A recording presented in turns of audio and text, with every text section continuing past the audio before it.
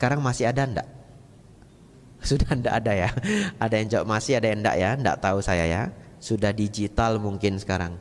Bapak Ibu Saudara, di intisari yang saya baca itu ada sebuah artikel mengenai ajaran setan.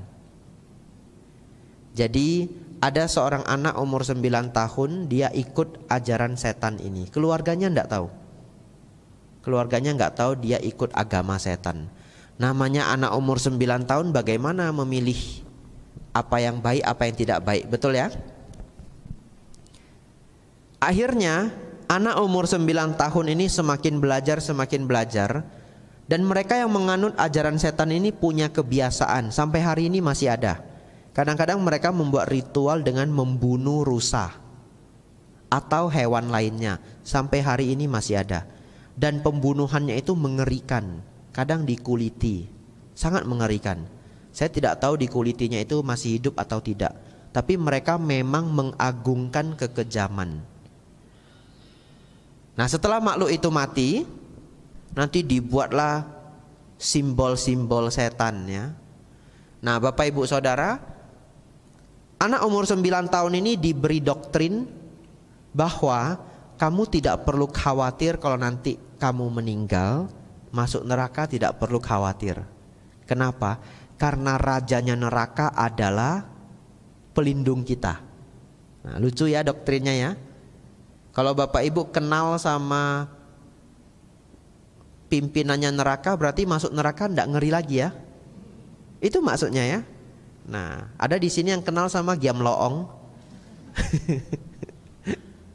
Nah, anak ini percaya, dia ikut ajaran ini cukup lama. Akhirnya dia mau membuat ritual agung ya. Apa ritual agung? Maaf ya, agak mengerikan. Membunuh ibunya sendiri. Ketika ibunya tidur, dia tusuk ibunya sendiri sampai mati. Itulah mengerikannya sebuah doktrin yang keliru ya. Bapak Ibu Saudara, lindungi anak-anak Bapak Ibu, ajarkan dhamma. Jangan punya konsep anak biar aja mau belajar agama apa, pilihan dia sendiri. Wah, anaknya masih umur 8 tahun disuruh pilih sendiri, bagaimana milih sendiri? Betul ya? Bapak Ibu ajari ajaran terbaik menurut Bapak Ibu. Kalau nanti dia umur 25, dia pindah agama, itu pilihan dia, betul ya? Setelah dia punya nalar, dia sudah dewasa.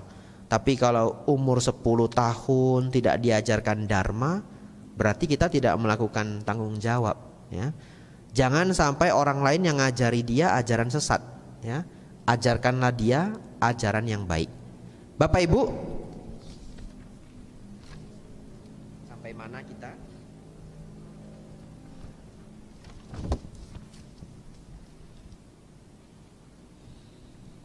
Halaman 3.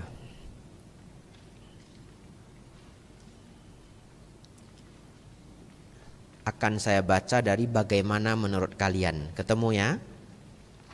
Kita lanjutkan. Bagaimana menurut kalian para penduduk Kalama? Apakah hal-hal ini adalah bermanfaat atau tidak bermanfaat? Harus naik 1 paragraf, 2 paragraf ya, para penduduk Kalama. Tadi pertama Sang Buddha bertanya yang buruk-buruk ya, kebencian dan lain-lain.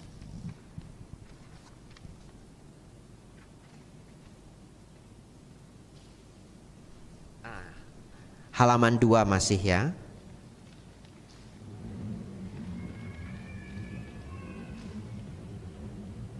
Ya, dari nomor 1 bagian bawah. Tadi Sang Buddha bertanya mengenai keserakahan, kebencian dan kebodohan batin. Sekarang Sang Buddha bertanya yang baik ya, ketidakserakahan. Nah, zaman Sang Buddha mereka senang menggunakan kata-kata negasi. Apa maksudnya kata-kata negasi? Serakah sebenarnya antonimnya apa? Dermawan, betul ya? Serakah lawannya adalah dermawan. Kebencian lawannya adalah cinta kasih. Tapi zaman Sang Buddha gaya sastra mereka senang dengan negasi. Serakah nanti menggunakan ketidakserakahan. Benci lawannya ketidakbencian. Mari kita lanjutkan. Bagaimana menurut kalian para penduduk Balikpapan? Ketika ketidakserakahan muncul dalam diri seseorang, apakah hal itu demi kesejahteraan atau bahaya baginya? Demi kesejahteraan baginya, Bante. Para penduduk Kalama, seseorang yang tanpa keserakahan, tidak dikendalikan oleh keserakahan, pikirannya tidak dikuasai oleh keserakahan, tidak akan melakukan pembunuhan, tidak mengambil apa yang tidak diberikan, tidak melakukan pelanggaran dengan istri orang lain, dan tidak mengucapkan kebohongan. Dan ia juga tidak akan menganjurkan orang lain untuk melakukan hal serupa. Apakah itu akan mengakibatkan kesejahteraan dan kebahagiaan baginya untuk waktu yang lama? Benar, Bante. Jadi penduduk Kalama mengiyakan kalau orang tidak serakah, maka ia akan mendapatkan kesejahteraan. Jadi kita juga mendapatkan petunjuk di sini, orang Kalama selain cerdas juga bermoral, ya. Karena mereka menjauh mengikuti moral baik. Kita lanjutkan.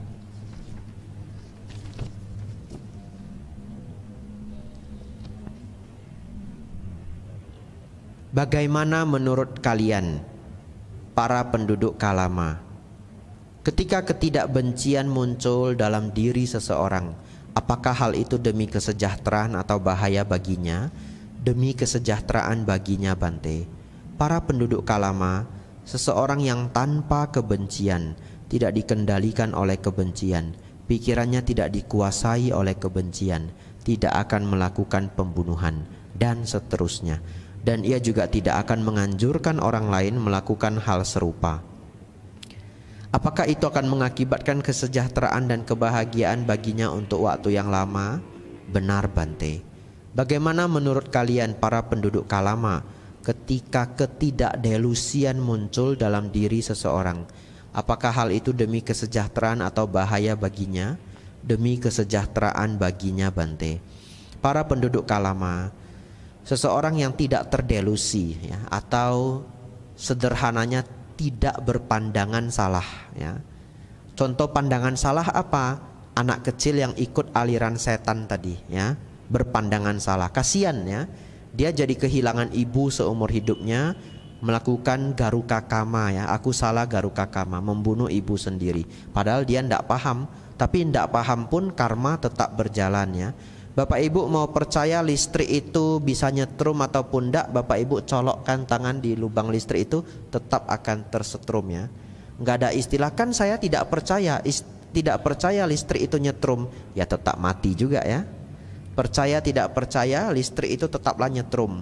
Bapak Ibu percaya tidak percaya hukum karma tetap berjalan, ya. Hukum karma tetap berjalan. Dan ia juga tidak akan menganjurkan orang lain untuk melakukan hal serupa. Apakah itu akan mengakibatkan kesejahteraan dan kebahagiaan baginya untuk waktu yang lama?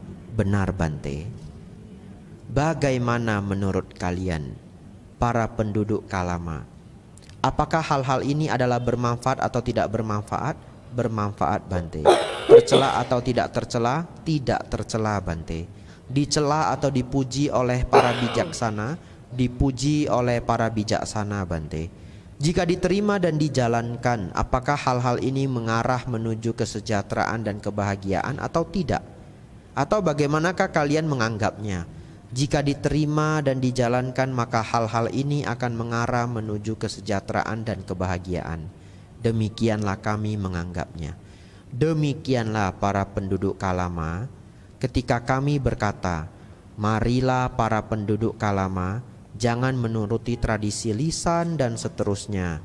Tetapi ketika kalian mengetahui untuk diri kalian sendiri, hal-hal ini adalah bermanfaat, hal-hal ini adalah tidak tercela, hal-hal ini dipuji oleh para bijaksana, hal-hal ini jika dijalankan dan dipraktikkan akan mengarah menuju kesejahteraan dan kebahagiaan, maka kalian harus hidup sesuai dengannya. Adalah karena alasan ini maka hal ini dikatakan. Saya stop dulu sampai di sini. Bapak Ibu Saudara, jadi kita belajar dari Sang Buddha hari ini Apa yang menjadi filter kita sebuah ajaran itu baik atau tidak baik? Filternya adalah dosa loba moha, ya. Mau apapun sumbernya, mau siapapun yang menceritakannya, kalau sudah mengarah pada dosa loba moha, tinggalkan. Saya beri contoh satu lagi. Sekitaran setahun lebih yang lalu ada sebuah masalah di Thailand. Waktu itu sepertinya saya masih di Thai, jadi berarti sudah hampir 2 tahun, ya. Ada seorang biku yang melakukan ritual bunuh diri, ya, mungkin beberapa ada yang membaca. Dan biku ini sudah merencanakannya untuk waktu yang lama. Jadi dia sudah membuat itu, ya, kalau tidak salah namanya guillotine, ya, yang untuk hukum pancung seperti di film-film Eropa yang pisaunya jatuh begini. Dia buat sendiri, dia desain sendiri, dan ketika waktunya dia gunakan sendiri dan dia mati. Dan ini masuk berita internasional bahkan. Karena waktu itu saya ada di sana, ada di Thailand. Jadi saya nanya teman saya, sebenarnya apa yang terjadi? Karena saya sendiri jarang nonton berita Thai. Sudah lama saya tidak mengikuti berita terlalu banyak, karena makin diikuti makin stres, ya. Dan tidak ada kepentingan saya juga untuk banyak membaca berita. Kalau saya berita yang saya tahu itu yang sangat-sangat headline, yang sangat-sangat headline saya tahu. Tapi kalau yang sekedar-sekedar saya sudah tidak tahu. Bapak Ibu Saudara, kata teman saya, ternyata biku itu mengikuti kitab kuno. Kitab kuno itu masih bagian dari keyakinan kitab tafsir. Padahal kitab kuno itu sebenarnya 300 tahun yang lalu sudah di-ban oleh kerajaan Thailand. Entah bagaimana dia bisa ketemu bukunya. Dan dia percaya kalau dia melakukan ritual pancung itu, dia mengorbankan dirinya demi kebaikan dhamma. Tidak tahu doktrinnya seperti apa. Nah, ini orang tidak ikut filter. Kalau Anda bunuh diri mati, bagaimana meditasi mencapai nibbana? Betul enggak? Tidak masuk akal. Dan di dalam ajaran Sang Buddha, di dalam Sutta Tripitaka yang kita baca, tidak ada mengenai hal itu. Ya, tapi itulah karena merupakan kitab tafsir yang dia percayai, akhirnya dia melakukan itu. Kalau Sang Buddha masih hidup, pasti itu digolongkan sebagai praktik kebodohan, ya. Oleh karena itu Bapak Ibu, kapanpun Bapak Ibu menemukan buku, kitab, ya, walaupun mungkin berlabel, bahkan berlabel ajaran Buddha, gunakanlah filter ini. Ikuti yang adosa aloba amoha, yang membawa pada meta karuna mudita upekha. Tapi kalau membawa pada adosa aloba amoha, kalau membawa pada loba dosa moha, tinggalkan, ya. Kita lanjutkan. Kemudian para penduduk Kalama, siswa mulia itu yang hampa dari kerinduan. Maksudnya hampa dari keinginan. Karena kemarin kita sudah belajar nafsu keinginan itu membawa pada dukkha, ya. Jadi beliau sedang memberi contoh kalau seseorang telah menjadi mulia, batinnya telah menjadi luhur, ini loh ciri-cirinya, ya. Hampa dari kerinduan, hampa dari niat buruk, tidak bingung, memahami dengan jernih, penuh perhatian, berdiam dengan meliputi satu arah, dengan pikiran yang dipenuhi dengan meta cinta kasih, dengan dipenuhi dengan karuna belas kasihan, dengan pikiran yang dipenuhi dengan kegembiraan altruistik atau mudita. Altruistik itu adalah perbuatan kedermawanannya, dalam bahasa akademik sering disebut altruism atau altruistik. Dengan pikiran yang dipenuhi dengan keseimbangan atau upekha. Demikian pula dengan arah kedua, ketiga dan keempat. Demikian pula ke atas, ke bawah dan ke sekeliling, dan ke segala penjuru, dan kepada semua makhluk seperti kepada diri sendiri. Ia berdiam dengan meliputi seluruh dunia dengan pikiran yang dipenuhi dengan keseimbangan, luas, luhur, tanpa batas, tanpa permusuhan, tanpa niat buruk. Bapak Ibu Saudara, di sini luar biasa sekali ungkapan ini. Jadi kalau seseorang disebut suci, disebut mulia, ya, disebut suci itu harus punya karakter ini. Jadi kalau satu hari Bapak Ibu diajak teman sampai ke tempat yang jauh, tiba di sana semua orang sedang menghormat pada satu sosok dan semua orang mengatakan itu orang suci. Kamu beruntung loh bisa ketemu dia. Dia jarang loh ke Indonesia. Itu orang suci loh. Ayo kita minta berkah. Ya.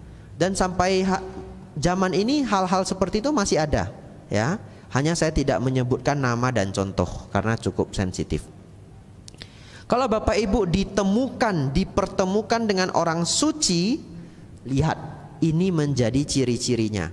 Kalau tidak mengikuti ciri-ciri ini, maka secara dharma bukan orang suci, ya.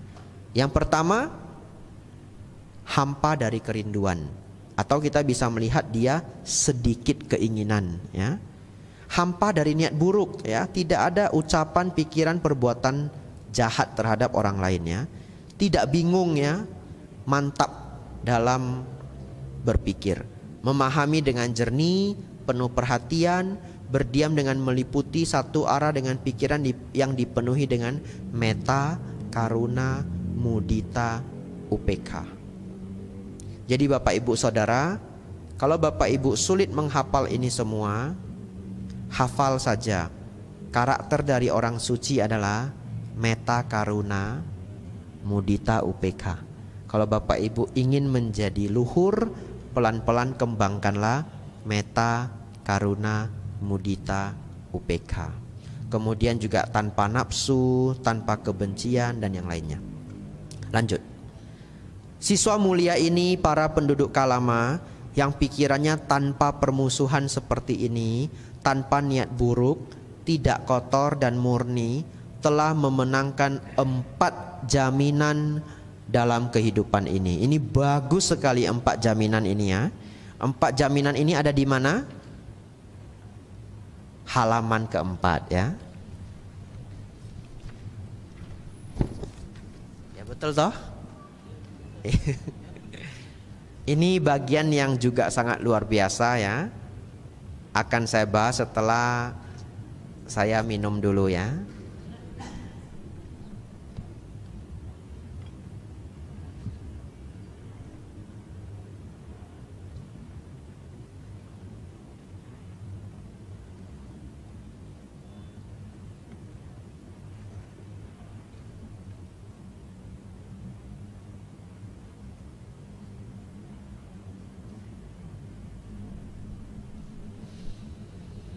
Bapak Ibu Saudara, bagian terakhir ini sangat indah, benar-benar logika yang luar biasa, benar-benar ajaran yang luar biasa. Tadi Bapak Ibu ingat ketika para penduduk Kalama mendatangi Sang Buddha, kan tata cara mereka berbeda-beda. Ingat ya, ada yang sapa beliau lalu namaskara, ada yang sekedar sapa tidak namaskara, ada yang bahkan tidak mau nyapa, ada yang datang duduk saja. Tapi yang halaman terakhir ini akan memuaskan semua bentuk atau semua karakter. Bahkan yang datang terakhir, yang tadi katanya nggak mau nyapa, nggak mau namaskara, duduk aja. Berarti orang itu punya 2 karakter kemungkinan. Kalau tidak skeptis, dia introvert, ya. Tahu introvert? Introvert itu orang yang tidak suka keramaian, ya. Dia duduk paling belakang, ya, tidak suka keramaian. Tapi lebih terlihat bahwa dia itu skeptis. Skeptis artinya apa? Tidak gampang percayaan, ya. Orang skeptis, orang yang tidak gampang percayaan. Sang Buddha memberi penjelasan ini memuaskan semua pihak, bahkan mereka yang skeptis. Mari kita baca pelan-pelan.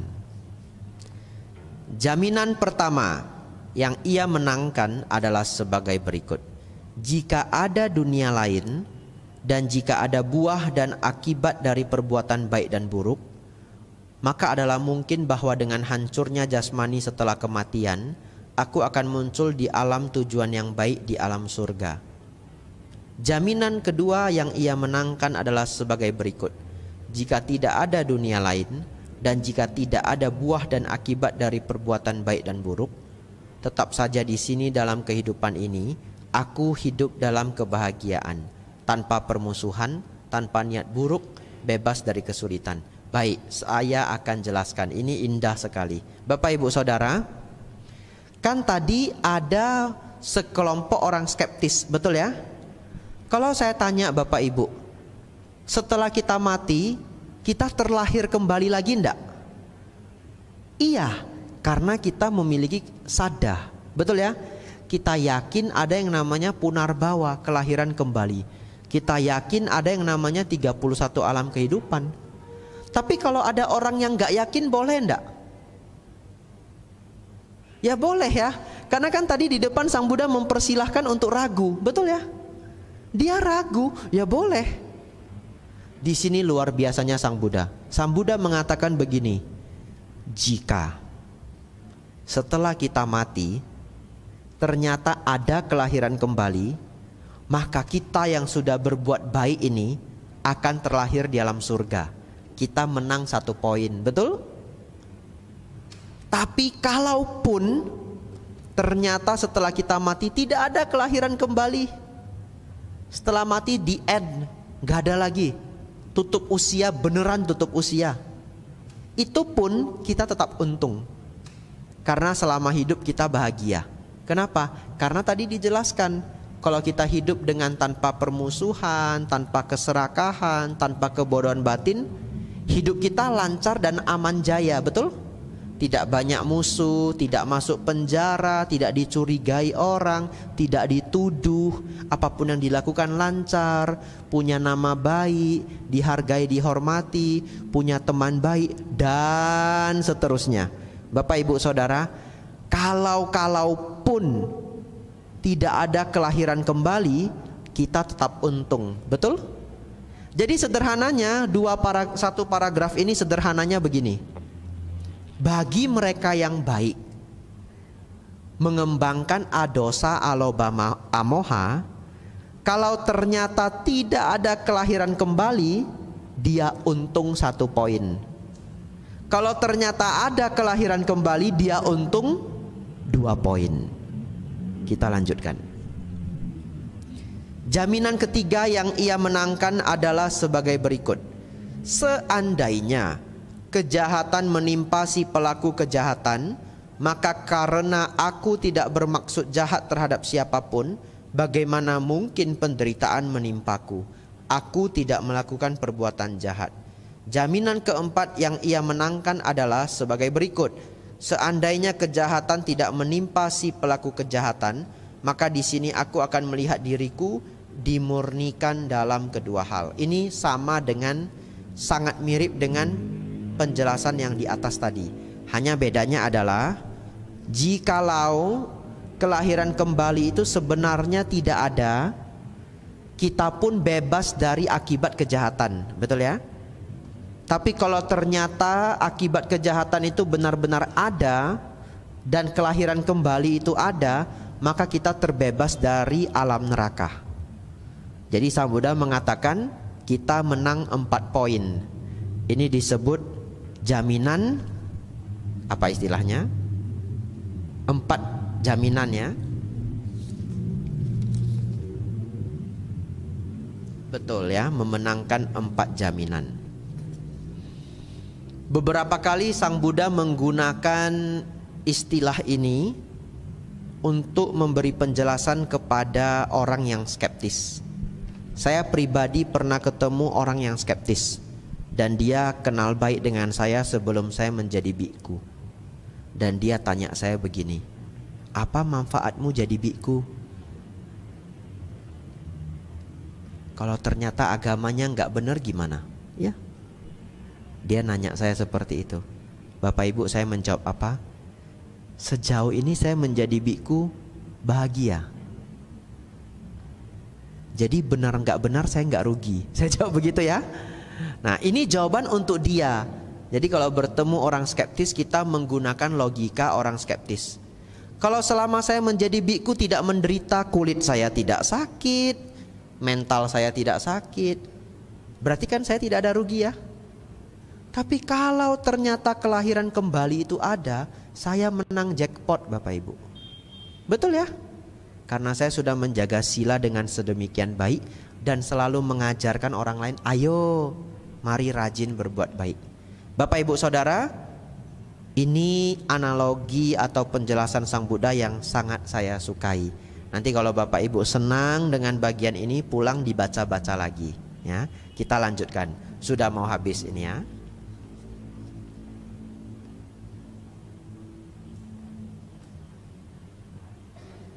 Demikian Sang Bagawa, demikianlah yang sempurna, siswa mulia ini, yang pikirannya tanpa permusuhan seperti ini, tanpa niat buruk, tidak kotor dan murni, telah memenangkan 4 jaminan dalam kehidupan ini. Ini ungkapan orang Kalama ya. Jaminan pertama yang ia menangkan seperti di atas. Hingga jaminan keempat yang ia menangkan adalah sebagai berikut. Seandainya kejahatan tidak menimpa si pelaku kejahatan, maka di sini aku akan melihat diriku dimurnikan dalam kedua hal. Siswa mulia ini Bante, yang pikirannya tanpa permusuhan seperti ini, tanpa niat buruk, tidak kotor dan murni, telah memenangkan 4 jaminan ini dalam kehidupan ini. Bagus sekali Bante, sadu Bante, sadu Bante. Kami berlindung kepada Sang Bagawa, kepada Dhamma dan kepada Sangga. Budang saranang gacchami, Dhammang saranang gacchami, Sanggang saranang gacchami. Sudilah Sang Bagawa menganggap kami sebagai umat-umat awam yang telah menerima perlindungan sejak hari ini hingga akhir hidup kami. Bapak Ibu Saudara, semua umat Kalama jadi murid Sang Buddha. Ini ungkapannya. Tidak setiap suta ditutupi dengan ungkapan ini. Jadi Bapak Ibu jangan berpikir setiap orang ketemu Sang Buddha lalu menjadi murid Sang Buddha. Enggak. Ada yang enggak ngefek. Setelah Sang Buddha menjelaskan panjang begini, dia menjawab begini. Ya baik Sang Buddha, baik, saya masih banyak pekerjaan, sudilah saya meninggalkan tempat. Ada yang seperti itu. Ya, jadi tidak semua menerima Sang Buddha sebagai guru. Bapak Ibu saudara-saudari, Bapak Ibu bisa melihat bahkan dari semua sebegitu panjang sutta ini penjelasan Sang Buddha kepada orang Kalama, orang Kalama begitu kagum pada ungkapan yang terakhir ya, 4 kemenangan. Sampai-sampai mereka mengulang ini. Lalu mereka mengucapkan sadu Bante, sadu Bante, sadu Bante, Budang saranang gacchami, Dhammang saranang gacchami, Sanggang saranang gacchami. Jadi Bapak Ibu sekarang sudah tahu kenapa Wisudi mengucapkan Buddha, Dhammang, Sanggang saranang gacchami. Niru orang ini ya, niru orang-orang zaman Sang Buddha. Tidak hanya orang Kalama, orang-orang lain kalau kagum ingin jadi murid Sang Buddha, dia ungkapkan ini. Bapak Ibu Saudara, sudah kita habiskan Kalama Sutta pas 1 jam. Tadi mulainya 7.50, habisnya 8.50. Selamat Bapak Ibu, Anda telah memenangkan 4 jaminan ya. Ya, sadu, sadu, sadu.